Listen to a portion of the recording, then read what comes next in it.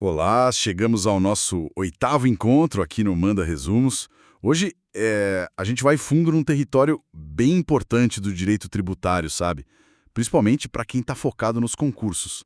Vamos tentar entender quem, afinal, tem que pagar o tributo, a famosa sujeição passiva. E como essa responsabilidade pode, assim, mudar de mãos. Uma coisa meio surpreendente às vezes, né? Tudo conforme manda o nosso Código Tributário Nacional, o CTN.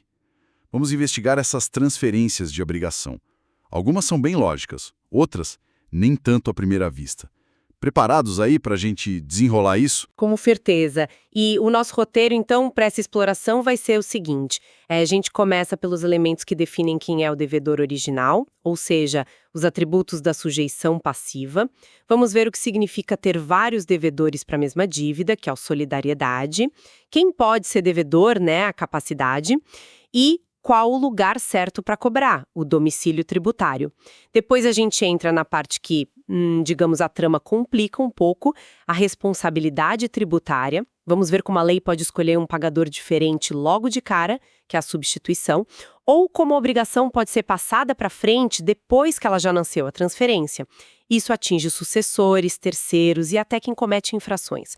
Tudo com base ali nos artigos 124 a 138 do CTN e, claro, na interpretação que o STJ dá para essas regras, que é fundamental. Ótimo ponto de partida. Falando em múltiplos devedores, essa questão da solidariedade, né? Artigos 124 125 do CTN, já é um primeiro ponto, digamos, desafiador. A ideia central é que mais de uma pessoa pode ser responsável pela mesma dívida fiscal. Certo? Mas o que pega mesmo, o ponto crucial, é que o fisco pode bater na porta de qualquer um deles e exigir o valor total, sem precisar seguir uma ordem. É isso. Exatamente isso. E essa solidariedade, ela pode surgir de basicamente duas formas. A primeira é a que a gente chama de solidariedade natural ou de fato. Está lá no 124, inciso I.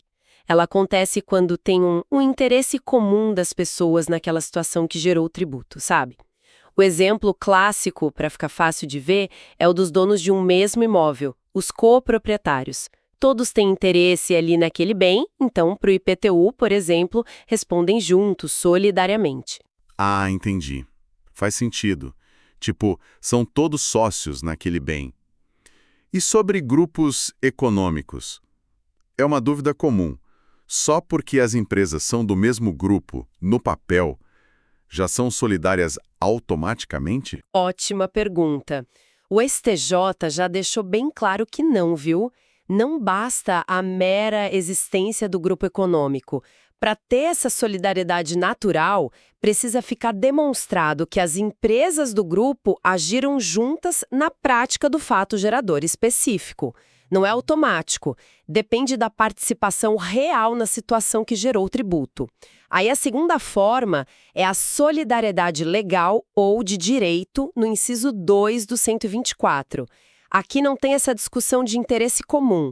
A lei simplesmente aponta e diz: vocês são solidários. É uma designação expressa da lei. E como você bem falou, o ponto crucial mesmo está no parágrafo único do artigo 124. Essa solidariedade não comporta benefício de ordem.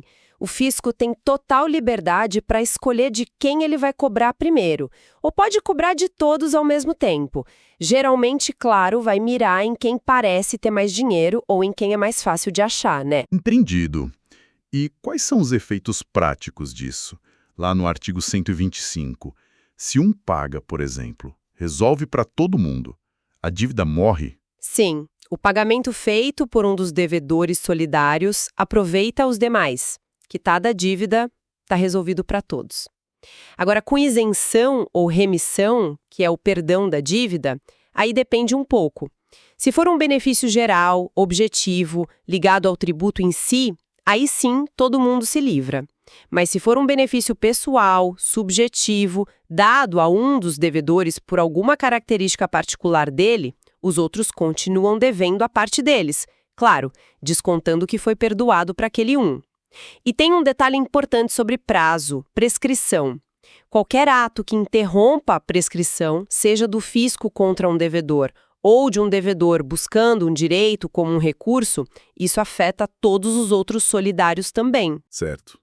Agora, um ponto que sempre me pareceu meio contraintuitivo. A capacidade tributária passiva, lá do artigo 126. A ideia de que a capacidade para dever tributos não tem nada a ver com a capacidade civil das pessoas. Quer dizer, tipo, um bebê recém-nascido pode ser devedor de imposto? É isso mesmo? Exatamente. E olha, pode parecer estranho, mas tem uma lógica forte por trás disso. O tributo, muitas vezes, ele incide sobre o patrimônio, sobre uma situação econômica, e não sobre a capacidade da pessoa de gerenciar a própria vida civil. Então, sim, um bebê que herda um imóvel se torna o contribuinte do IPTU daquele imóvel. Claro que quem vai cumprir a obrigação, preencher guia, pagar, são os pais ou representantes legais. O mesmo vale para uma pessoa que foi interditada pela justiça e tem um carro no nome dela. Ela é a contribuinte do IPVA, mesmo que seja o curador quem administre o pagamento. Entendi. O foco, então, é no fato gerador ligado ao bem, à situação econômica, e não na capacidade de gestão da pessoa em si. Perfeito. É essa a ideia. E isso vale também para as pessoas jurídicas, para as empresas. Não importa se a empresa está toda regularzinha, com contrato social na junta comercial, tudo certinho. Se ela funciona na prática como uma unidade econômica ou profissional e pratica um fato gerador, sei lá, vende mercadoria, presta serviço, ela pode ser considerada sujeito passivo. Mesmo que seja uma empresa de fachada, irregular, se gerou o fato, pode dever o tributo. E o domicílio tributário do artigo 127 seria tipo o CEP fiscal da pessoa, para onde vão as cartinhas do fisco? É uma boa analogia, sim. É o local onde o sujeito passivo é considerado presente para fins fiscais, né? Onde ele tem que cumprir as obrigações, onde recebe notificação, onde pode ser fiscalizado. O CTN tem uma ordem de preferência para definir esse local. A regra geral é a eleição. O próprio contribuinte ou responsável escolhe e indica o seu domicílio. Tá, mas e se ele não escolher? Ou pior, se ele escolhe um lugar lá, sei lá, no meio do nada, só para dificultar a vida do fisco? Bem pensado. Aí entram as regras subsidiárias que a lei prevê. Se não tem eleição, para a pessoa natural, vale a residência habitual.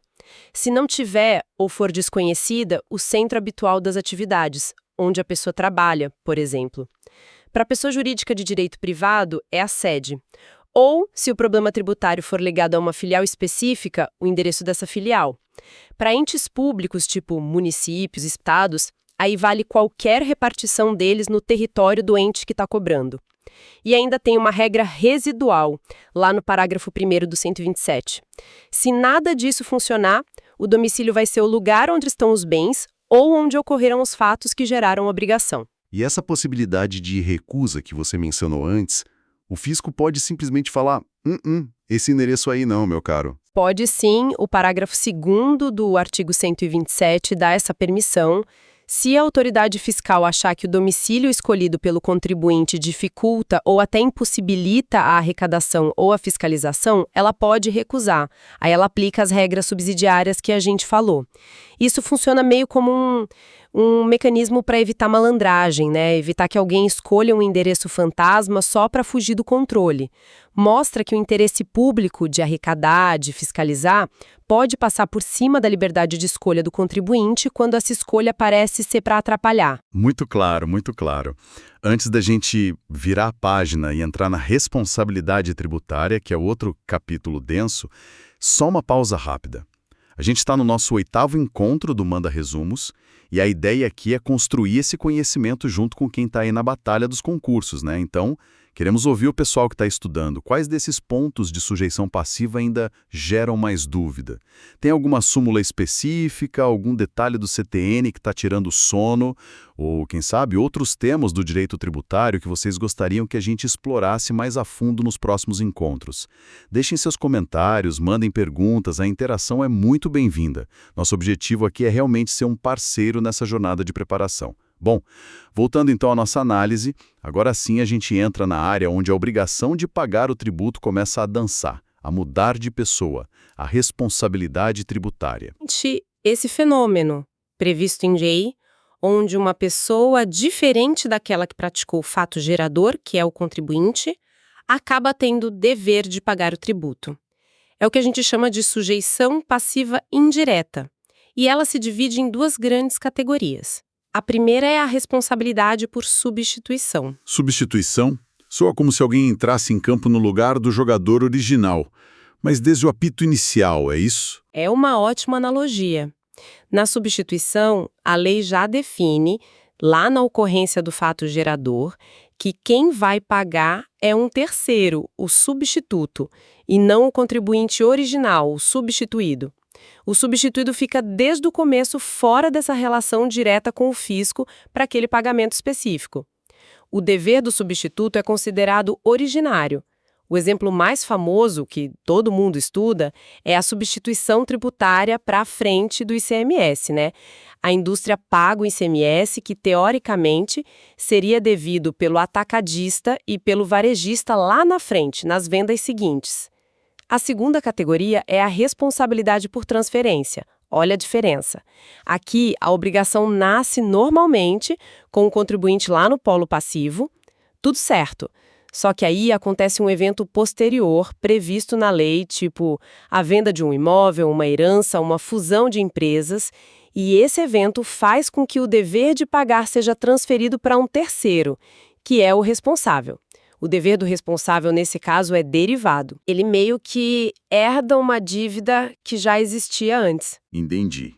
Substituição é escolha prévia pela lei. Transferência é uma passagem de bastão depois que a corrida já começou. E dentro da transferência, a gente tem a responsabilidade dos sucessores, né? Artigos 130 a 133, quando muda o dono de alguma coisa. Precisamente. O CTN detalha algumas situações. A primeira é a sucessão imobiliária, art. 130. Essa trata das dívidas que grudam no imóvel, as chamadas propter rem, que significa por causa da coisa. São obrigações que acompanham o bem, IPTU, ITR, taxa de lixo, contribuição de melhoria. Quem compra o imóvel, em regra, leva essas dívidas pendentes junto. Puxa, mesmo que o comprador não soubesse delas, como é que ele se protege disso? É um risco grande. É um risco, sim. A proteção vem de duas formas principais. Se na escritura de compra e venda tiver lá a prova de quitação desses tributos, aí o comprador está livre. Ou numa situação bem específica, se o imóvel foi comprado em asta pública, em leilão judicial. Nesse caso, a responsabilidade pelas dívidas anteriores vai para o preço pago no leilão. E quem arremata recebe o imóvel limpinho, sem essas dívidas passadas. Depois, tem a sucessão causa-mortes, artigos 131, incisos 2º e 3º. Quando alguém falece, as dívidas tributárias que a pessoa deixou passam primeiro para o espólio, que é o conjunto dos bens. Só depois que faz a partilha é que a responsabilidade passa para os herdeiros, para os legatários, quem recebe um bem específico, e para o cônjuge meeiro. Mas aqui tem um limite muito importante. Cada um só responde até o valor da parte que recebeu na herança, no legado ou na meação.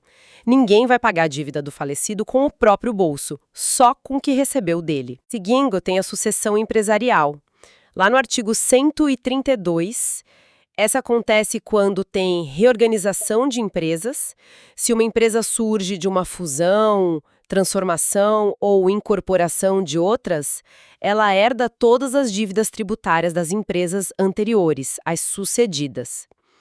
Uma curiosidade, o CTN é de 1966 e não falava da cisão, quando uma empresa se divide, porque isso surgiu depois na Lei das Esses. Mas, assim, a jurisprudência e a doutrina são tranquilas em aplicar a mesma regra de sucessão para as empresas que nascem de uma cisão também. Entendi. E a última hipótese de sucessão, aquela do artigo 133, sobre comprar um estabelecimento comercial, uma loja, uma fábrica. Isso, a aquisição de fundo de comércio ou estabelecimento. Se alguém compra, sei lá, uma padaria, uma loja de roupas e continua tocando o mesmo negócio ali, essa pessoa passa a responder pelos tributos que o vendedor devia, mas só os relativos àquele estabelecimento comprado. A extensão dessa responsabilidade vai depender do que acontece com o vendedor depois da venda. Se o vendedor parar totalmente a atividade, o comprador responde integralmente pelas dívidas antigas. Agora, se o vendedor continuar na mesma atividade ou começar uma nova em qualquer ramo, em até 6 meses depois da venda, aí a responsabilidade do comprador é só subsidiária. Subsidiária. Deixa eu ver se entendi. Significa que o fisco tem que tentar cobrar primeiro do vendedor original e só se não conseguir de jeito nenhum é que ele pode vir atrás do comprador. Essa é a ideia. Exatamente essa lógica. E aqui, olha, entra um ponto que derruba muito o candidato em prova e que está consolidado na súmula 554 do STJ. Presta atenção nisso. A responsabilidade do sucessor não pega só o valor principal do tributo que o sucedido devia, não. Peraí, pega as multas também? Mesmo as multas antigas do vendedor? Pega tudo. Multa moratória pelo atraso no pagamento e multa punitiva por alguma infração cometida, desde que sejam de fato geradores que aconteceram antes da sucessão. O entendimento do STJ é que a multa é um acessório da obrigação principal. Se a obrigação principal, que é o tributo, passa para o sucessor, os acessórios dela, juros e multas, vão junto no pacote. Não é vista como uma pena pessoal do vendedor que se extingue com a venda, sabe? O sucessor herda a dívida fiscal completa do estabelecimento. Uau! Recado importante esse da súmula 554. Bom, saindo dos sucessores, vamos para a responsabilidade de terceiros, nos artigos 134 e 135. Quem são esses terceiros? Não são donos, não são herdeiros. São pessoas que, pela lei, tinham algum dever de administrar ou cuidar do patrimônio do contribuinte, mas que não se encaixam naquelas situações de sucessão que a gente viu. O artigo 134 trata da responsabilidade subsidiária.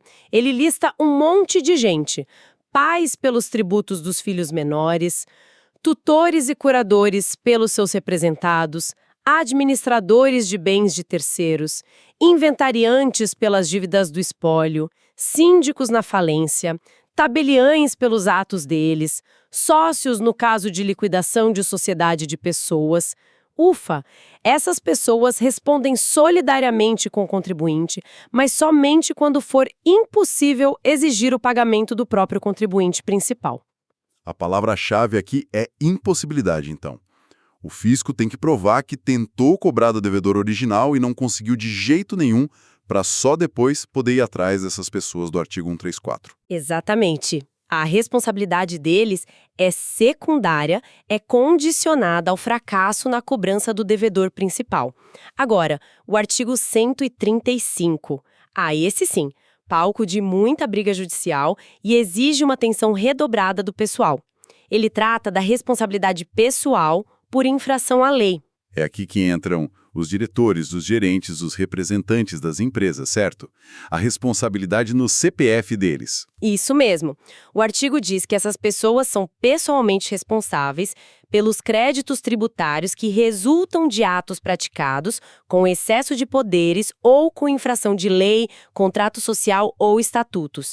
É uma responsabilidade que pode atingir o patrimônio pessoal do administrador.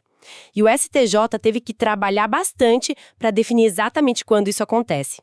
E o que o STJ decidiu, que é fundamental para a gente entender o 135 na prática? Quais são, assim, as regras do jogo definidas por eles? Olha, são várias súmulas e temas repetitivos que são cruciais. Primeiro, a súmula 430. O simples fato da empresa não pagar o tributo, o que a gente chama de mero inadimplemento, não configura sozinho aquela infração à lei que o artigo 135 exige. Ou seja, a empresa está devendo não significa automaticamente que o administrador vai responder com os bens pessoais dele. Isso é importante.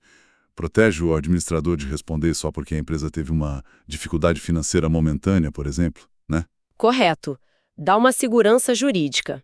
Mas, por outro lado, tem a súmula 435.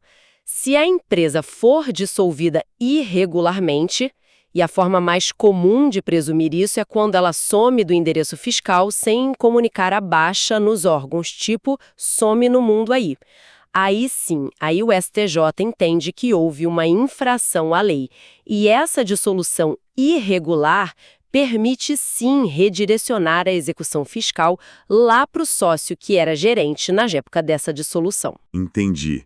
Então, o ato de fechar as portas de forma clandestina, sumir, que é o grande gatilho para essa responsabilidade pessoal na prática. É um dos principais gatilhos, sem dúvida. Além disso, tem o tema repetitivo 962, que protege aquele sócio que saiu da sociedade regularmente, direitinho, com alteração contratual registrada, antes da data em que ocorreu a dissolução irregular.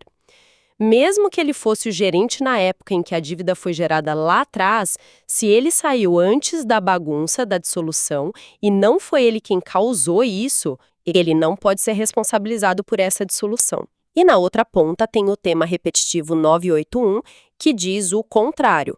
O sócio que era o gerente na data em que aconteceu a dissolução irregular pode sim ser responsabilizado, mesmo que ele não fosse o gerente lá na época do fato gerador do tributo que não foi pago. A responsabilidade aqui se liga ao ato ilícito da dissolução irregular, cometido por quem era gerente naquele momento. Nossa Senhora!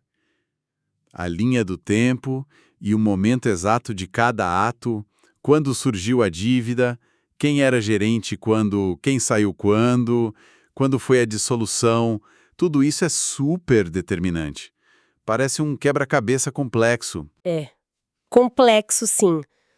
Mas tem uma lógica que eu acho fascinante que o STJ construiu para desembaraçar isso. Presta atenção. A responsabilidade pessoal do administrador lá do artigo 135, ela não vem diretamente da dívida tributária da empresa. Não é isso. Ela nasce de um ato ilícito praticado pelo próprio administrador, seja ele gerenciar com fraude, com excesso de poder ou, o que é mais comum na prática, promover a dissolução irregular da empresa, que acaba frustrando a cobrança dos credores, incluindo o fisco. Na visão do STJ, são como se fossem duas relações jurídicas diferentes. A primeira é fisco versus empresa, que nasce do fato gerador do tributo. A segunda é fisco versus administrador, que nasce do fato gerador da má gestão ilícita, excesso, infração, dissolução irregular. Entender essa dualidade, essa separação de causas, é o segredo para dominar o artigo 135. O administrador responde pelo ato ilícito dele e não simplesmente pela dívida da empresa. Essa distinção é realmente a chave, faz toda a diferença para entender. Bom, para a gente fechar esse capítulo gigante da responsabilidade, ainda temos a responsabilidade por infrações nos artigos 136 a 138. Aqui o foco é no descumprimento dos deveres tributários em si, né? Isso. O artigo 1366 traz a regra geral. A responsabilidade por infrações à legislação tributária é, em regra, objetiva.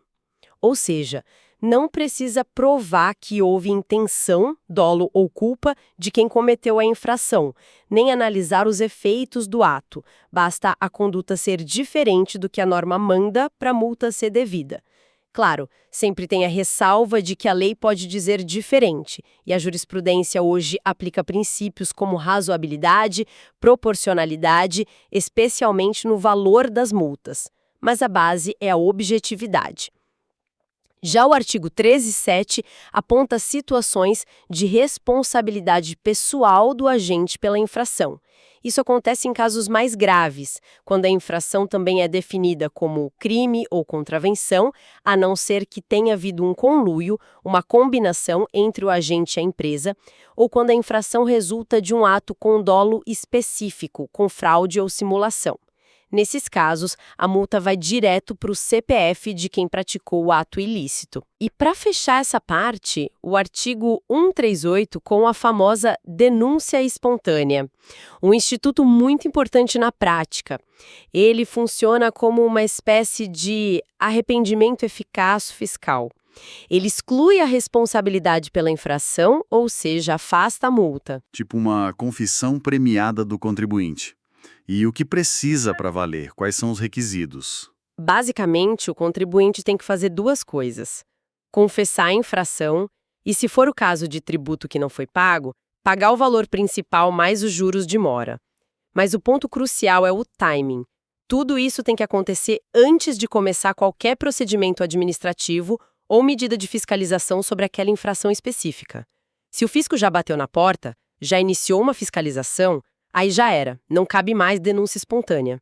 E o STJ tem entendimento tranquilo, pacificado, de que a denúncia espontânea feita corretamente afasta tanto a multa punitiva, aquela de ofício por descumprir a lei, quanto a multa moratória pelo atraso. É um belo incentivo para a regularização voluntária, né? Com certeza. Ufa, percorremos um longo caminho hoje, hein? Desde entender quem é o sujeito passivo original, com seus atributos solidariedade, capacidade, domicílio, até mergulhar nessas formas complexas de como responsabilidade pode ser transferida ou atribuída a terceiros. Vimos substituição, as várias formas de sucessão, a responsabilidade de terceiros dos artigos 134 e 135, que é cheia de detalhes, e a responsabilidade pelas infrações. Para quem está estudando, realmente parece muita regra, muito detalhe para guardar. E é mesmo. Mas o segredo, sabe, especialmente para quem está focado em concurso, não é só decorar artigo. É tentar pegar a lógica por trás da regra.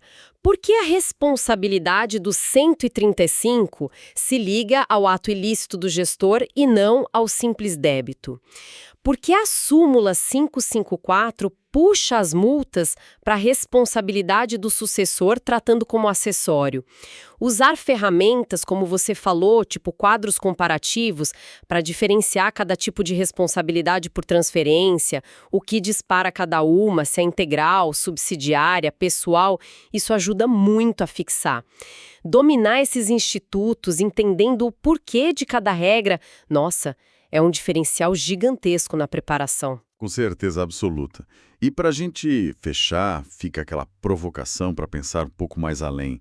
A gente analisou essa teia toda de responsabilidades tributárias, muitas delas desenhadas lá em 1966 com o CTN. Agora, pensando no mundo de hoje, com essa digitalização absurda dos negócios, empresas que operam no mundo todo sem nem ter uma sede física clara, transações em blockchain, como será que essas regras clássicas de sucessão, de responsabilidade de terceiros se aplicam a isso? Será que essa complexidade toda, essa desmaterialização das empresas, não está criando desafios enormes para aplicar essas normas na prática? Será que a gente vai precisar de novas ferramentas, novas interpretações para lidar com essa realidade do século XXI? Fica aí a reflexão. E com isso a gente agradece demais a companhia de todo mundo nesse nosso aprofundamento aqui no Manda Resumos. Esperamos ter ajudado a clarear um pouco esses conceitos tão importantes do direito tributário. Continue com a gente, fiquem ligados que tem mais conteúdo bacana vindo por aí. Até a próxima!